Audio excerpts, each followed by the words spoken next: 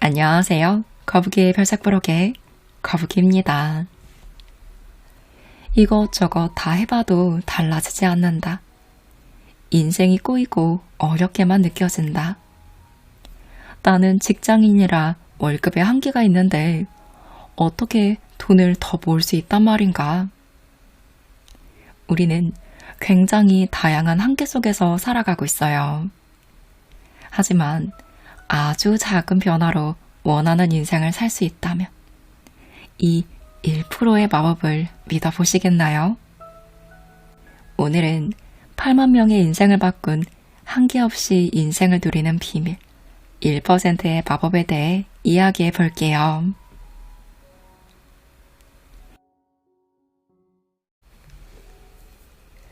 최면요법은 힘들었던 과거의 나에게 전할 다정한 말을 이끌어내는 방법이었습니다. 다만 이 방법은 최면에 빠질 때까지 다소 시간이 걸리는 어려움이 있었죠.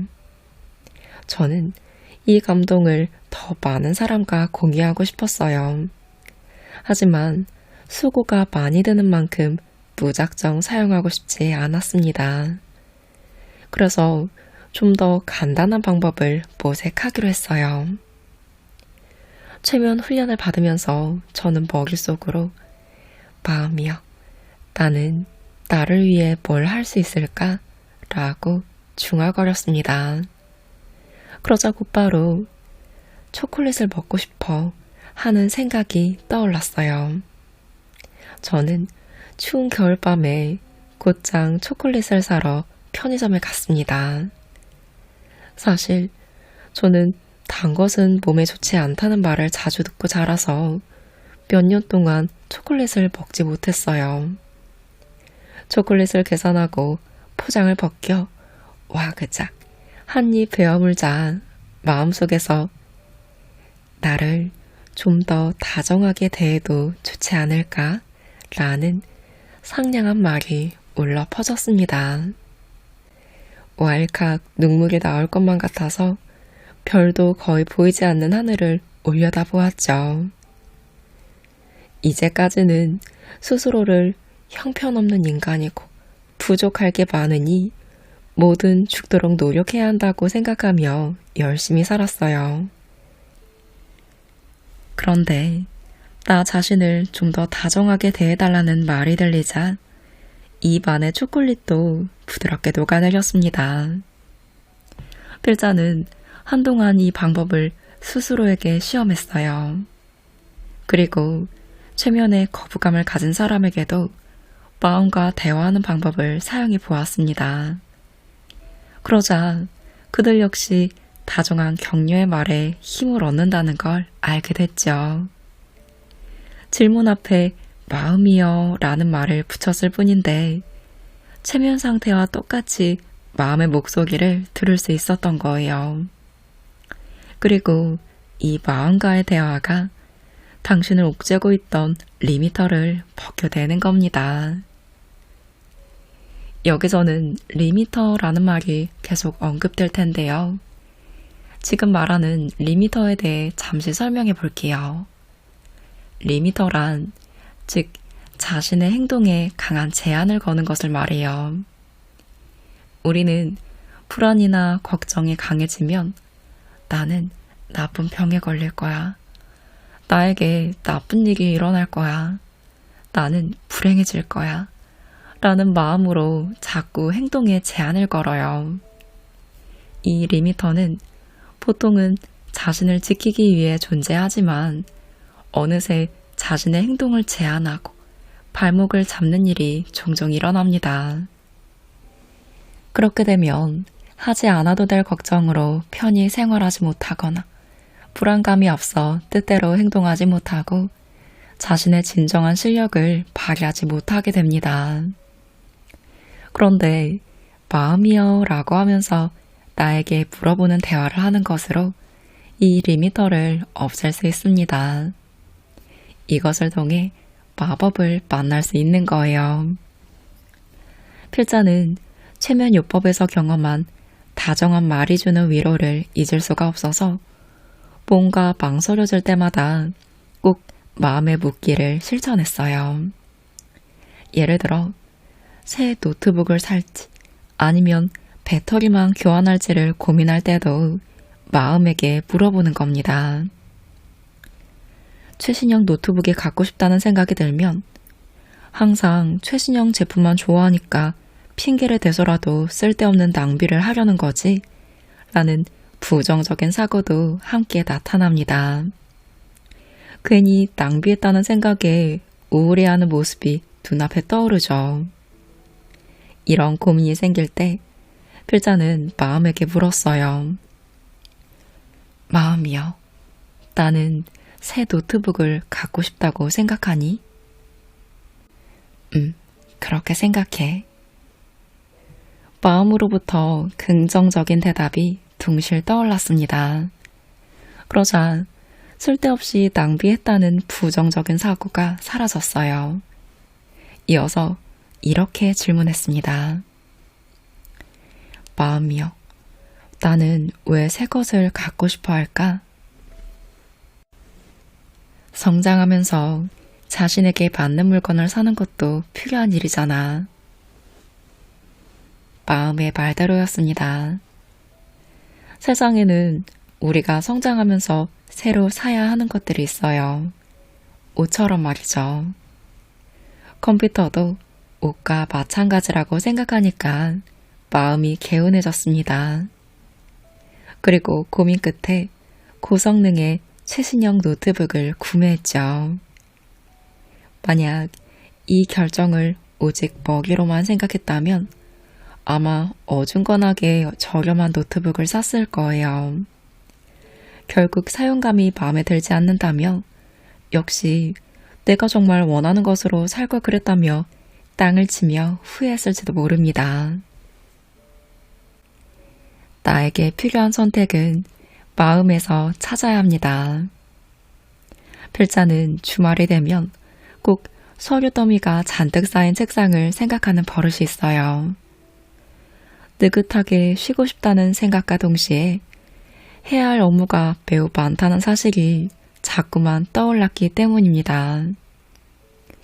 모처럼의 쉬는 날이니 여유롭게 보내자고 결심하지만 게으름을 피운다라는 죄책감이 올라오고 말아요. 결국 일에서는 쉬어도 쉰 게 아니다 라고 느끼고 말았던 거죠. 일을 하느냐 쉬느냐, 쉽게 말해 마음속의 갈등입니다.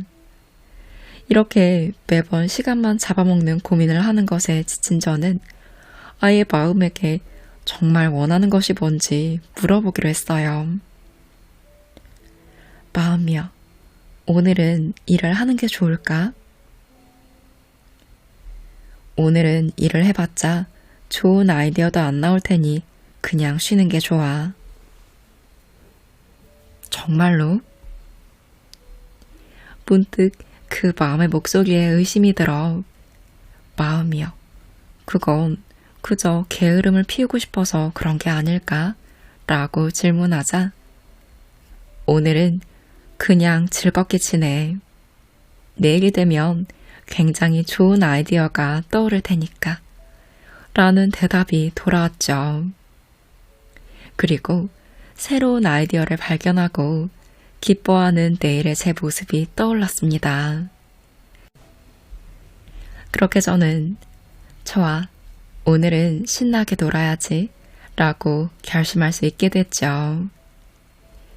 마음에게 정말 원하는 것을 물어본 덕분에 필자는 휴일 동안 편히 쉬면서 충전의 시간을 가졌습니다.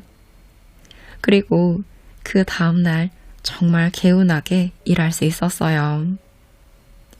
마음의 진실된 목소리가 나에게 정말로 필요한 선택을 할 수 있도록 도와준 겁니다. 주말을 만족스럽게 보내고 싶은데 불안감부터 드시나요? 마음에게 질문하세요. 당신에게 정말 필요한 대답이 돌아올 거예요. 마음이여 하고 물었을 때는 죄책감, 걱정, 불안 같은 부정적인 감정과 먼 대답을 얻을 수 있습니다. 마음은 미래에다. 과거에 순수했던 나와 만나게 해주면서 우리를 따뜻한 말로 격려하고 도와주기 때문입니다.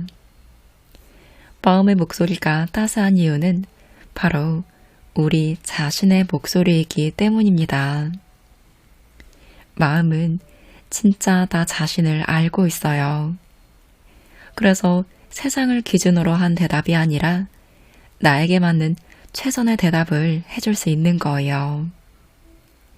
마음이라는 친구는 누구에게나 있습니다. 당신 안에도 당신을 반드시 행복하게 만들어줄 마음이 존재해요. 아직 그 존재를 알아차리지 못했을 뿐이죠. 혹은 아직 내게 그런 마음이 있다는 걸 믿지 못해서일 거고요. 알 수 없는 불안감과 죄책감이 들 때면 마음에게 물어보세요. 마음의 목소리는 자신의 가장 솔직한 심정입니다. 그런데 마음과 대화를 하면 왜 리미터가 해제되는 걸까요?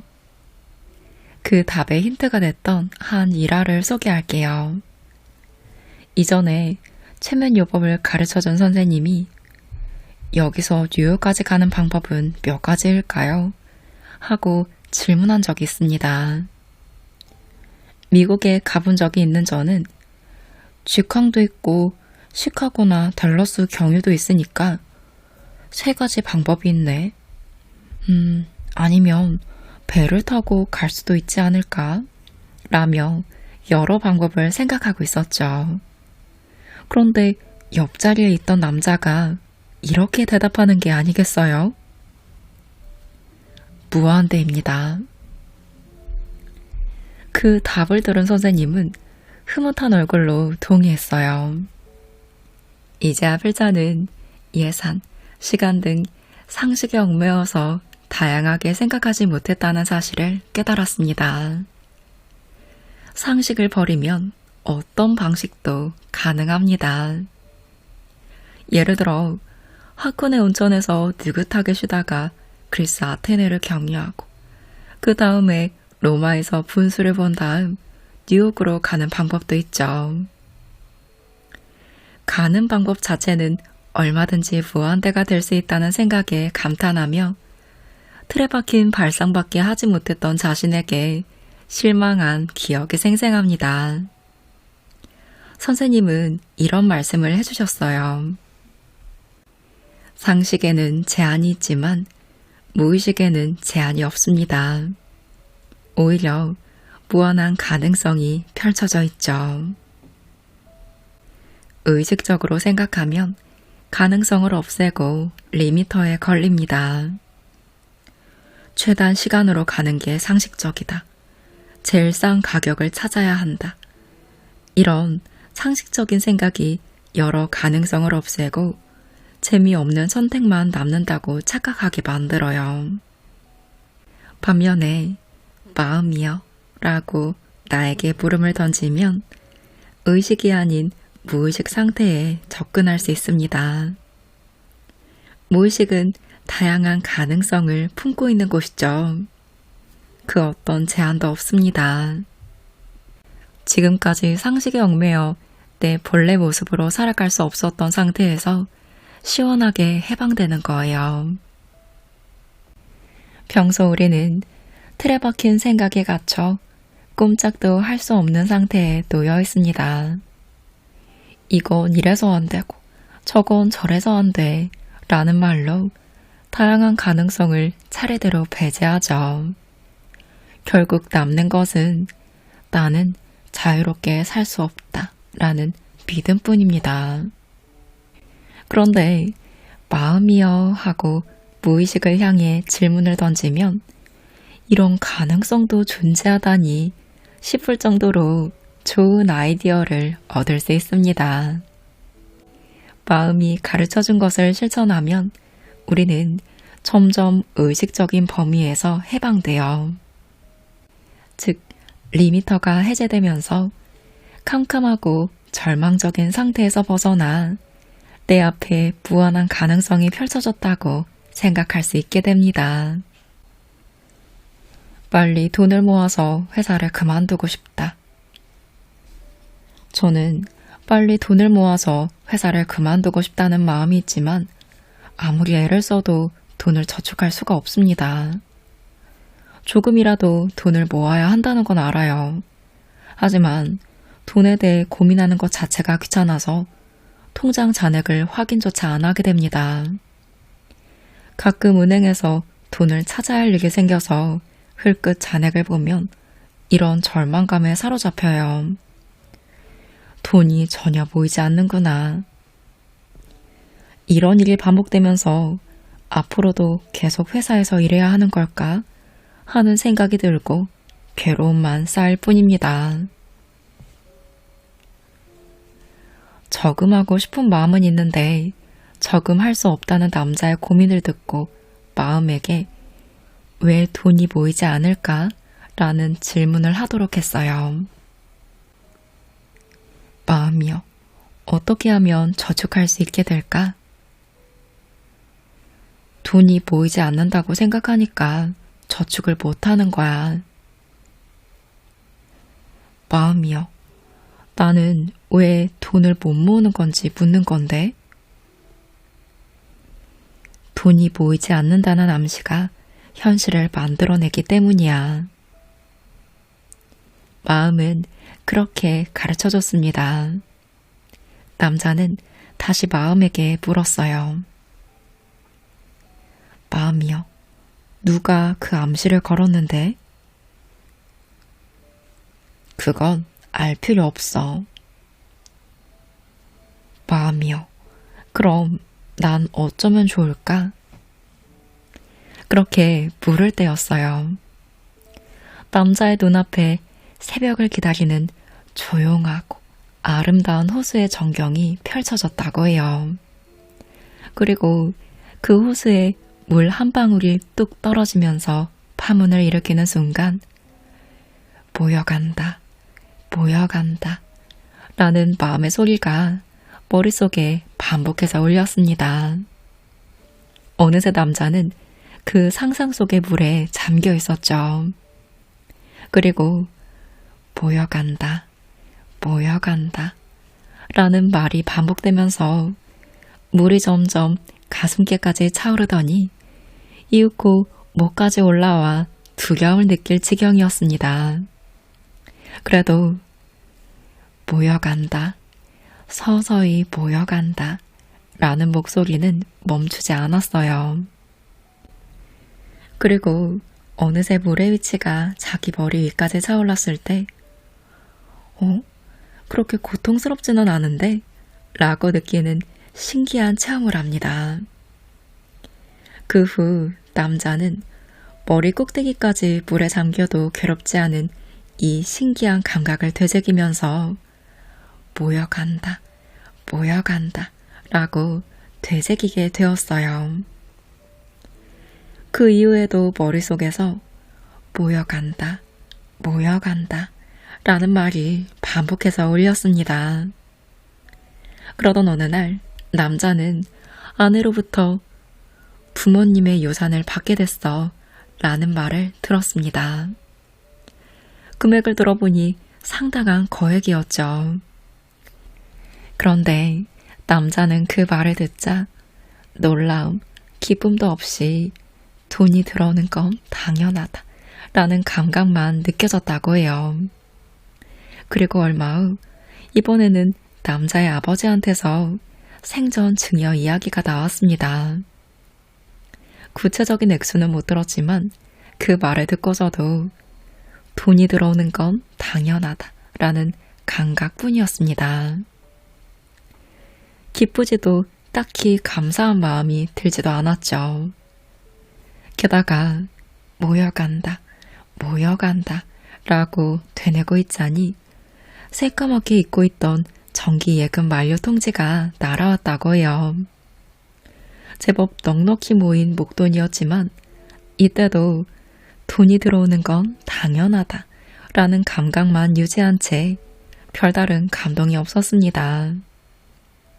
남자가 모여간다, 모여간다 라고 되뇌자 돈에 대한 충족감이 생기고 실제로 돈도 들어왔어요. 그렇지만 감정은 크게 움직이지 않았습니다. 돈이 들어오는 건 당연하다 라고 생각하며 통장을 확인하니 머리끝까지 충족되는 느낌이 들었다고 해요. 남자는 마음에게 이렇게 질문했습니다. 마음이여, 왜 이렇게 돈이 잘 들어오게 된 걸까? 충족감에 쌓인 상태가 지속되니까. 그럼 충족감만 유지하면 누구라도 돈을 모을 수 있을까? 그래, 충족감이 유지된다면 말이지. 다만 사람은 돈을 손에 쥐면 일희일비하니까 흐름이 막히기 쉬워. 마음은 그렇게 알려줬어요. 즉, 돈을 얻고 기뻐하다가도 이 돈은 언젠가 사라질 거야.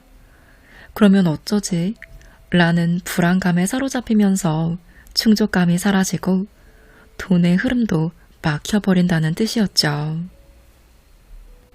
남자는 모여간다, 모여간다 라고 되뇌므로써 머리 끝까지 가득 차오르는 충족감을 맛보게 되었고 그 감각이 계속 이어진 덕분에 수중에 돈이 들어와도 담담함을 유지할 수 있었습니다. 남자는 지금도 모여간다, 모여간다 라고 되뇌면서 일을 그만두지 않고 있다고 해요. 왜 일을 그만두지 않느냐고 물어보니 더욱 돈이 모이니까요 라며 활짝 웃었습니다. 충족감을 유지하며 직장을 다니니 일을 진심으로 즐길 수 있어서 돈을 더 잘 모을 수 있었던 거예요. 돈이 없다, 돈이 좀처럼 모이지 않는다 라는 고민의 원인은 결여된 충족감 때문이라고 할 수 있습니다. 충족되는 감각에 대한 감을 찾으면 어느 곳에서라도 돈이 술술 들어오게 되실 거예요. 그러니 돈이 쌓이는 충족감을 기억하세요. 눈앞의 현실이 전부가 아닙니다. 필자는 줄곧 눈앞에 보이는 세상이 현실의 전부라고 생각했어요. 통장을 보면 돈이 없는 현실에서 충분하지 않은 월급을 받으니 앞으로도 돈이 쌓일 일은 없겠다고 생각했죠. 저는 언제나 가능성이 아닌 한계만을 보고 말았습니다. 그래서 제 눈앞의 세상에도 온통 한계만 존재했어요. 젊은 시절에는 이제부터 시작이다, 이제는 정말 할 수 있을지도 모른다 등등 한계를 뛰어넘을 수 있다는 긍정적인 꿈과 희망을 생각했지만 나이와 경험이 쌓이면서 희망의 문은 닫히고 어느새 제 주변에는 꿈 대신 한계만 남고 말았죠. 그럴 때 마음이요? 라고 스스로에게 물어보면 마음의 대답이 둥실 떠올랐습니다. 하지만 그 대답은 지금까지 해왔던 나의 생각과는 전혀 달랐어요. 예를 들어 나는 왜 돈이 없을까? 라고 물었을 때 어차피 처음부터 돈은 존재하지 않았어. 모두 환상에 불과해. 라며 평소에는 생각지도 못한 대답이 떠오른 거죠. 처음에는 이런 마법 같은 대답이 떠올라도 내가 나 좋을 대로 생각해서 대답하는 걸지도 몰라 라며 의심했습니다. 그렇지만 저는 변하고 싶었어요. 그래서 제 안에 아주 작은 1%의 가능성을 찾아주는 마음에게 묻는 생활을 했습니다. 그러자 좀 더 많이 라며 스스로에게 요구하는 수준이 점점 높아졌습니다. 현재 만족할 수 없는 자신을 발견하자 곧 1%의 가능성으로 내 한계를 뛰어넘었다 라는 사실까지 깨닫게 되었죠. 마음이요? 라고 묻는 생활을 하고 있으면 어느새 한계를 뛰어넘고는 저도 모르는 사이에 제 안에 있는 허들을 자꾸만 올리게 됩니다. 그래도 마음은 계속해서 허들을 뛰어넘어요. 그러다가 아주 높은 허들이 제 눈앞을 막아서면서 아무리 그래도 이건 못 넘겠지 싶은 한계가 찾아옵니다. 그런데 여기서 재미있는 점은 이 한계를 내가 만들었다는 사실이에요.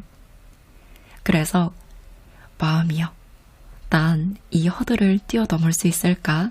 하고 물어보면 곧바로 그거야 당연하지 라는 대답이 돌아올 수밖에 없고 자신의 놀라운 가능성에 정말? 하고 웃음을 터뜨리게 되실 겁니다. 그 어떤 장애물이라도 마음은 마법처럼 무한함으로 바로 뛰어넘을 수 있습니다. 그래도 거기에 맞춰 따라가는 건 매우 힘들 거예요. 저는 그럴 때마다 스스로에게 물어봅니다. 한계가 있는 인생에서 살고 싶어? 아니면 뭐든 할 수 있는 가능성 가득한 삶을 살고 싶어? 그러면 역시 무한한 가능성이 펼쳐진 삶을 살고 싶다는 대답이 들려오기에 때로는 마음을 향해 묻는 것이 무서울 때도 있어요. 그냥 내 눈으로 보고 먹이로만 생각하면 그건 무기다 라고 쉽게 포기할 수 있지만 마음은 아주 사소한 가능성도 놓치지 않습니다. 마음에게 물으면 제가 생각하고 있던 한계는 그저 환상에 불과하고 언제든 뛰어넘을 수 있다는 사실을 깨닫게 됩니다. 마음은 나 자신의 능력만 무한으로 만드는 것이 아니라 인간관계에서 발생하는 한계도 간단히 뛰어넘습니다. 우리는 인간관계에서조차 이 사람은 이러니까 안 돼 라는 믿음이나 편견에 속박돼 자유롭게 판단할 수 없을 때가 많아요. 그럴 때 마음이여 라고 물어보면 한계를 뛰어넘는 대답이 나오므로 상대방에 대한 집착과 편견에서 해방됩니다. 대신 지금까지 그 사람에게서 느끼지 못했던 안도감이나 일체감을 얻을 수 있습니다. 그야말로 내 안에 단 1%로 관계의 평화를 가져오는 거예요. 현재 상황을 바꾸고 싶다면 마음이 가르쳐준 대답을 순순히 잘 따라보세요. 저는 제 한계를 뛰어넘는 세계를 보고 싶어서 마음이여 라고 묻고 마음이 해준 답을 그대로 실천하곤 합니다. 가끔 마음의 의도를 알 수 없을 땐 왜 이런 일을 해야 하지? 하고 의문을 느낄 때도 있지만 우선은 시키는 대로 해봐요. 마음의 지시대로 행동하다 보면 나중에 마음의 의도와 목적을 이해하고 결국 긍정적으로 변하고 있는 내 모습을 발견하게 됩니다. 마음에게 물으면서 내 안의 가능성을 찾아가다 보니 이제까지 건강하지 못한 삶을 살던 사람들과의 관계는 점점 정리되었습니다. 그리고 원하는 것을 이루어가는 사람들과 인연을 맺게 되었죠. 내 안에 1%의 가능성만으로 무한하게 살아가는 사람을 보면 저렇게 살고 싶다 라고 느끼면서 더욱 마음에게 조언을 구하게 됩니다. 마음의 목소리를 듣는 방법은 아주 간단하지만 매우 효과적이에요. 저는 지금까지 저의 발목을 붙잡는 건강하지 못한 사람들이나 인간관계에 대한 불안, 건강에 대한 걱정, 죽음에 대한 공포 등과 멀어질 수 없는 줄 알았어요. 하지만 마음은 그런 건 네 삶의 한계만 만들 뿐이니 더는 필요 없어 라고 단호하게 말하며 부정적인 마음을 전부 버리도록 도와줬습니다. 나의 한계를 만드는 모든 것들을 떨쳐내니 제 발목을 붙들고 있던 족쇄가 풀어지고 원하는 대로 사는 사람들과 함께 희망찬 미래로 나아갈 수 있게 되었죠. 그곳에 제가 진정으로 원하는 것들이 펼쳐져 있습니다. 1%의 마법 저 너머의 말이죠. 여러분도 이 경이로운 마법을 경험하시면 좋겠습니다.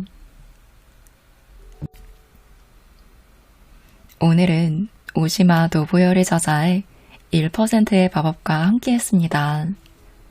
저자는 25년간 8만 명 이상의 상담을 진행하며 다양한 전문기관에서 쌓은 연구 경력을 더해 효과적인 심리 치료법을 개발하는 베테랑 심리 상담사입니다.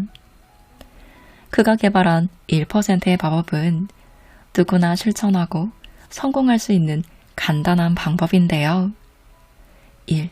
가족, 돈, 연애, 건강까지 인생의 전반적인 성취를 이룰 수 있도록 도와줍니다. 책에는 1% 마법의 더 구체적인 방법과 실제로 실천하고 효과를 본 다양한 사례들이 담겨 있어요. 여러분, 기억하세요. 우리의 가능성을 막는 것은 외부의 부정적인 요소들이라는 것을요. 내가 가진 능력, 도전 정신, 긍정적인 태도를 누르는 것을 걷어내면 할 수 있다는 마음이 저절로 생깁니다. 마음이여 라고 자신에게 묻는 것은 가능성을 활짝 열어줍니다. 내가 마음속에서 질문하는 과정이 생각만으로는 계속 진행되기 어렵다면 글로 써보는 것도 좋아요. 종이에 쓰는 게 귀찮다면 컴퓨터나 핸드폰 메모장에 쓰면서 질문과 답을 이어나가는 것도 좋습니다. 그럼 처음에 훨씬 수월하실 거예요. 마음이 시키는 대로 뭔가를 하면 내가 이런 걸 한다고? 라는 생각이 드는 뜻밖의 일을 하고 있을지 몰라요. 이 실전은 우리가 겁먹을 만큼 거창한 게 아닐 거예요. 감사합니다 라는 말일 수도 있고요. 오늘 우리가 함께한 마음이여 라는 질문과 모여든다 라는 작은 중얼거림일 수도 있죠. 그 실천을 통해 어느새 내가 생각한 것 이상의 좋은 결과를 얻으실 수 있을 거예요. 우리는 눈에 보이는 게 전부가 아니라는 사실을 깨달아야 합니다. 아주 사소한 가능성이라도 나의 내면에서 찾아낸다면 진정 내가 원하는 삶을 살며 만족할 수 있습니다. 제가 유튜브를 시작했던 계기 중 하나가 이 아주 사소한 가능성을 함께 깨닫고 싶어서였어요. 그걸 깨달은 다음엔 정말 내 앞의 삶이 계속 달라지는 걸 바로 느낄 수 있거든요. 여러분이 이 사소한 가능성을 인지하고 삶의 길을 걸으셨으면 좋겠습니다. 오늘부터 우리 모두가 잊고 있었는지도 모르는 이 1%의 마법으로 무한한 삶을 살아가시기를 바라는 마음으로 영상 마무리합니다.